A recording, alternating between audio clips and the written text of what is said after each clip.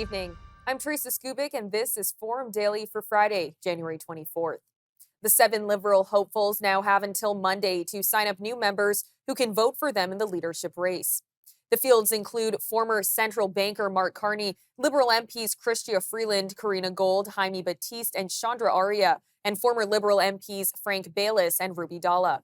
If they want to go the distance, they must still pay the party a steep entry fee by February 17th, a total of $350,000. The winner will be announced on March 9th. On Thursday, Minister of Energy and Natural Resources Jonathan Wilkinson officially announced his endorsement of Liberal leadership candidate Mark Carney. In a social media post on X, Mr. Wilkinson wrote that, quote, "There is no better person to lead the Liberal Party and the country than Mark Carney." But, I think you knew then, as you know now, that we need to be thinking about how we actually make the economy and the environment work together. And you have had enormous experience over the past couple of decades with the Bank of Canada and the Bank of England. Certainly understand how the economy works. And in that regard, I think you are the best placed person to lead this country going forward. And so I am very happy to offer you my support. Thank you. During a 2-day meeting on Parliament Hill of the Liberal Party's National Caucus, Health Minister Mark Holland was asked by a reporter if Liberal candidate Chrystia Freeland would fall behind in the race because Mark Carney is receiving more endorsements. No, I think there's, Liberal Party members I'm talking to want a competitive race. They want to hear the different voices and the different ideas about the future of our party. So they're looking for this to be competitive, and they want to hear what all the candidates have to say. So this race is wide open, as it should be. It's going to be an exciting debate about the ideas and the future of this country. And I'm feeling a lot of excitement and really a party that's invigorated. Former Finance Minister Chrystia Freeland says that Donald Trump's return to the presidency is behind her push to repeal changes to the capital gains tax. At a Liberal caucus meeting in Ottawa, Ms. Freeland said that Mr. Trump has radical plans and a majority in the Senate and Congress to back it up. The Liberal leadership candidate says that could create instability in other countries' economies to attract more foreign investment. As finance minister, Ms. Freeland hiked the capital gains tax inclusion rate, increasing the share of capital gains on which individuals or corporations have to pay tax. Meanwhile, Chrystia Freeland has called for 4 Liberal leadership debates. She says in an open letter to the other candidates that 2 debates would be in English and the other 2 in French, and that they should be held as soon as possible. Ms. Freeland adds that the other candidates should be committed to running under the party banner, no matter who wins. She says that committing to be a part of this team for the long haul will show Canadians that the candidates aren't in this for themselves, but for the country. Ontario Premier Doug Ford has confirmed he will be calling a snap election next week. We will be calling the election next Wednesday. I'll be seeing the Lieutenant Governor on Tuesday. We need a mandate from the people to fight against Donald Trump's tariffs, the attack he's coming against our families, our businesses, our communities. And with a strong mandate, we will be able to fight with Donald Trump to make sure we stop the tariffs and make sure that we give certainty to the people of Ontario. It may take investing tens of billions of dollars. We'll do tens of billions of dollars. It's no different than during the pandemic. We'll make sure we secure people's livelihoods, and I will do whatever it takes to protect the people of Ontario, in turn, because we're the engine of Canada, protecting all Canadians. When pressed on the question of a mandate, Doug Ford explained the importance of having a strong mandate. You need a strong mandate. When you have a strong mandate in politics, and you have a strong mandate from the people for the next 4 years to last over the 4 years of the Trump administration, I can tell you the opposition treats you with a little more respect. Opposed to being vulnerable, always people think, okay, they're going into election. It doesn't matter if it's PC or Liberal or Conservative or whatever color stripe you are. When you have a strong mandate from the people, you get to get a lot more when you have a mandate opposed to not having a mandate. So we're asking the people of Ontario, we're asking for your vote, we're asking for a mandate. We need the largest mandate in Ontario's history to move this province forward. This would send residents to the polls on February 27th, more than a year before the June 2026 fixed election date. All right, stay tuned. Up next, Melanie Joly plans her 5th official visit to the U.S. to meet with U.S. Secretary of State Marco Rubio. After that, we'll have more of today's top national and international headlines. Stay with us. Forum Daily will be right back after these messages.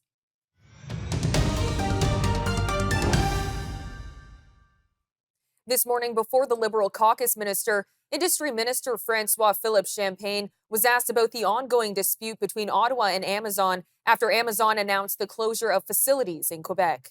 But the message is clear, and I've been talking to colleagues, I've been talking to the civil service. We have to stand up for Canada, our workers. I had union leaders writing to me as well.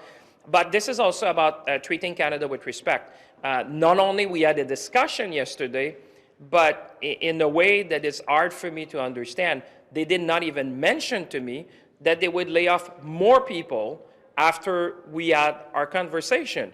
I have seen better corporate citizens in my life. When you have a discussion with a government, a federal government or provincial government, you would expect corporate citizens and companies and businesses to be transparent, to be open. And I feel, honestly, this morning, this was not the nature. I would have assumed, like anyone, that they would tell me the full story. But what I got in the phone call yesterday was half of the story. So you can imagine this morning, if yesterday I was not pleased, this morning I'm even less pleased than I was yesterday. Foreign Affairs Minister Melanie Joly says that the new U.S. Secretary of State Marco Rubio understands that tariffs would have an effect on Americans. Well, he understands that not only this will have an impact on Americans, but this will have an impact on how the U.S. engaged in the world. With their friends. And that will have an impact geopolitically. He's the Secretary of State. He's in charge of having lots of relations with many countries around the world. I also talked about the importance of standing up against China together. And Rubio himself has been very hawkish against China. Ms. Joly spoke on the phone for half an hour on Thursday with Mr. Rubio, and the pair will meet in Washington next week. She says she will also meet with other key Republican senators. So first and foremost, our engagement with the U.S. continues. I had a 30-minute conversation with the newly confirmed Secretary of State, Marco Rubio, yesterday night. We spoke about our bilateral relationship. Of course, I raised the threat of tariffs against Canada, and I made the case not only to defend Canadian jobs, but to clearly say that this would have an impact that would be hurting Americans themselves.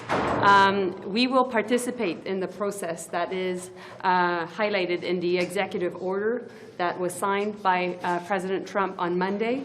And we both agreed on meeting next week. So I'll be heading to Washington next week to meet with Marco Rubio and to further the conversations. Of course, in the context of that meeting next week and that trip next week, I will be meeting other key Republican senators.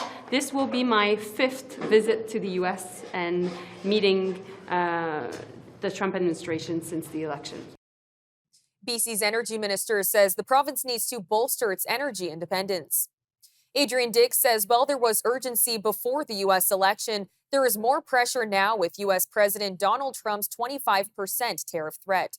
The minister says he expects BC Hydro to issue more calls for power as the province works to fast-track permitting for renewable energy projects. BC has been a net importer of electricity for the last 2 years, with significant amounts of power purchased from Alberta. After the federal Liberal caucus meeting this morning, Ministers Anita Anand and Francois Philippe Champagne gave reporters an update on Canada's response to Donald Trump's tariff threat, saying that Canada is ready for anything that comes our way. We come to the table with a lot to offer. We'll have demand.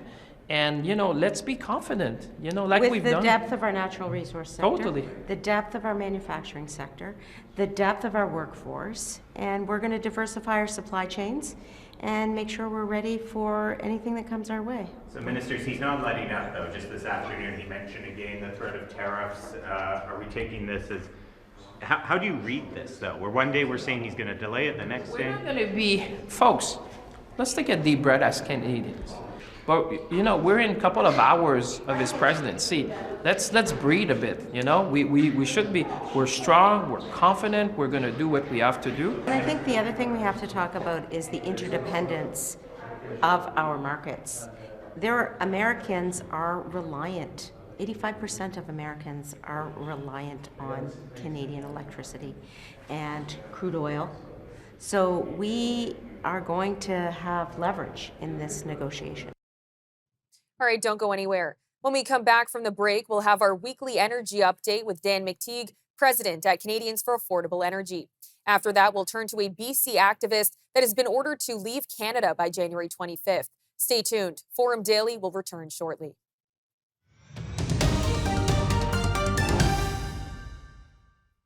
Welcome back. Now it's time for our weekly energy update with Dan McTeague, president of Canadians for Affordable Energy. All yours, Dan.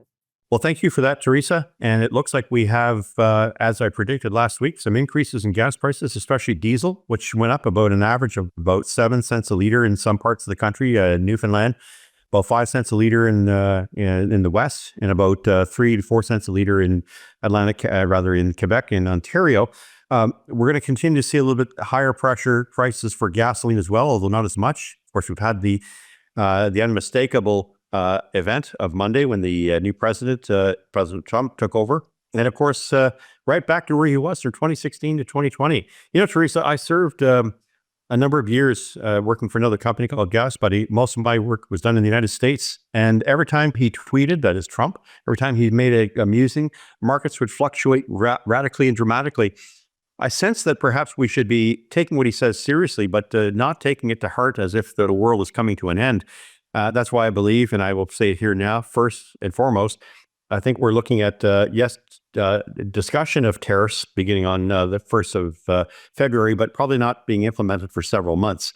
And that's because increasingly it's becoming pretty obvious that the Americans do not, in fact, have the largest oil reserves in the world. That's left to Venezuela. That's left to Saudi Arabia. It's left to Canada. Long before the United States reaches fifth or sixth. Natural gas, we're intertwined. Both Canada imports and re-imports its own gas, especially in Eastern Canada, and the U.S., although it has the Marcellus, the Utica shales. Much of Western Canada produces and sends down what could be considered about a 75-25% relationship in terms of utilization. And we do have, thankfully, infrastructure in Eastern Canada to accommodate more Western natural gas to something called the main line. But it does bring us to the other question. The main line, which is owned by Enbridge, it was actually going to be the Energy East pipeline. And now we have the Nova Scotia Premier saying maybe it's time to rethink that. All of the assumptions we've had over the past 10 years of blocking pipelines, of dumbing down and ignoring and trivializing our oil and gas, and in many respects maligning it, as only Canada has done, with the current crop of people under Justin Trudeau, yes, Mark Carney and, Stephen Guilbeault and Chrystia Freeland, the rest are now having to beat a major retreat. That's because our trump card, if you call it that, is in fact our energy, our oil and our gas, and it belongs to all Canadians. That's why I think diplomacy and careful consideration of whatever the president says has to be first and foremost a primary consideration. And we also have to have a competent government that has the confidence of the people, which this current federal Liberal NDP government does not have. And for that reason, anything that's said now has to be taken with a grain of salt. That's why I think we're going to need those 7 months to have a new government. Canadians wake up and smell the coffee and get a brand new government. In that process, we'll see stabilization of energy prices and perhaps a recovery of the years lost in terms of our prosperity. But I digress. We're going to continue to see energy prices across the country go up a little bit, despite what President Trump is saying. I would say an average increase of about 2 cents a liter on gasoline and about 5 cents a liter again on diesel, mostly due to the cold weather, but also a weak Canadian dollar. That means that if you're paying currently between $1.68 and $1.75 or $1.80 for diesel, and a little higher in Atlantic Canada, look for that to go up about an average of 4, maybe even 5 cents a liter. In addition, next week, we're already starting to see markets reflect that. Gasoline, some regions of the country may not move at all. Like we know that Saskatchewan and sometimes Alberta, if anything, gas retailers tend to compress that 8-cent retail margin and lose money because they're selling a lot more beef jerky, or they're selling a lot more of, wine, spirits, whatever the case may be, in those C-stores that they have. Nevertheless, sooner or later, they have to come up for air. When they do, it means higher prices are inevitable. Of course, we know that this is a time of season where cold tends to dominate prices, especially diesel, not so much gasoline, but gasoline is in for the ride as well. We need to understand that the weakness in the Canadian dollar, where it takes 144 pennies to buy a US dollar, adds about 27 cents a liter to the price of gasoline, diesel. Imagine what it's doing to the cost of pretty much everything else that's transported by, rail, transported by jet, transported by truck. All of these things are important to consider. That's why energy affordability, which has long been ignored by our media and friends, is extraordinarily important when it comes to the overall affordability of Canadians. And so for that reason, expect a bit of an increase, not an unpleasant one, but very much expected for this time of year. We'll talk a little bit more next week. Thanks, Teresa. Thanks for that, Dan. All right, stay with us. When we come back from the break, we'll have more of today's top national and international headlines. U.S. President Donald Trump has signed an executive order to declassify the files on the assassinations of President John F. Kennedy, Senator Robert F. Kennedy, and Martin Luther King Jr. And a BC activist has been ordered to leave Canada by January 25th. We'll have these stories and more news from around the world coming up next.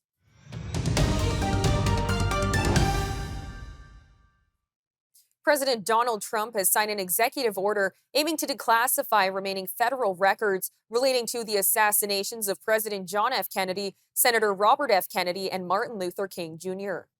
Lastly, sir, we have an executive order ordering the declassification of files relating to the assassinations of President John F. Kennedy, Senator Robert F. Kennedy, and Reverend Dr. Martin Luther King Jr. That's a big one, isn't it?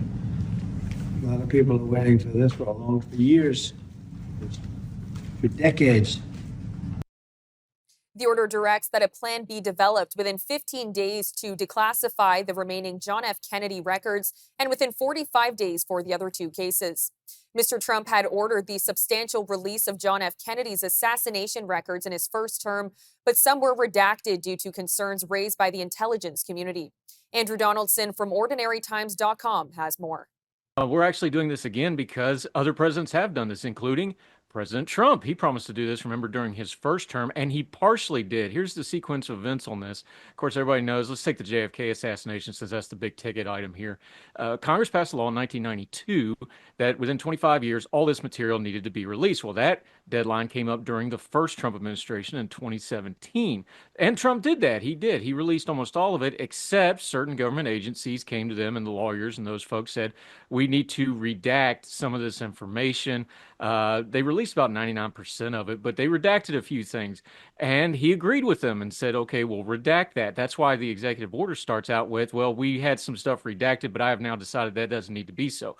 One of the reasons it doesn't need to be so is actually because of his predecessor, Joe Biden, also released some of that redacted material back in 2023. And he actually declared that the final release of all this information as required by that 1992 law was done and certified it. So we actually have 99% of all this information, but this is just a nice big ticket splash thing for Trump to say. Now, the conspiracy theorists, they're going to go through here and they're going to find some comma where a semicolon should be and decide that the Illuminati killed everybody and we need to have a big debate about it. But honestly, what the archivists say is most of this stuff is things like grand jury sealed documents, tax records, because remember, a lot of this material was donated by private citizens, so they had to sign releases and things to the government for that. It's a lot of stuff like that. There may be a few interesting tidbits in here. There may be a little bit more coloring within the lines, but is there going to be a big sweeping revelation? Probably not. It's a good splashy headline. It's a greatest hit for Trump, who loves to do conspiracy related stuff, but I don't know that it's going to actually have a lot of interesting historical information in it. A prominent climate activist in BC has been ordered to leave Canada by tomorrow, according to a report from the Western Standard. Jared Yeager, Western Standard BC correspondent, joined us for more on the case. So his name is Zain Haq, and he came to Canada in 2019 on a student visa from Pakistan. And he'd been a climate activist over there, and then when he came to Canada, he just kept on doing that. And he quickly got involved with Extinction Rebellion and the Save Old Growth movements. And in 2022, CBSA actually revoked his study permit because he wasn't making enough progress at SFU. And meanwhile, he was arrested several times they were all nonviolent offenses, but things like blocking the pipeline, being part of the pipeline protests and blocking the construction from taking place. And he pled guilty to 5 counts of mischief. And the only time he spent time in prison was for violating a court injunction against blocking construction of the Trans Mountain Pipeline in Burnaby. And there he served 14 days. Yeah, so he was ordered to leave Canada back in 2022. And because at that time he hadn't pled guilty to any of the charges. The government was just going after him for not using his study permit for what it's meant to be used for. And so after that, Immigration Minister Mark Miller, he actually stepped in and canceled his deportation and issued him a temporary residence permit.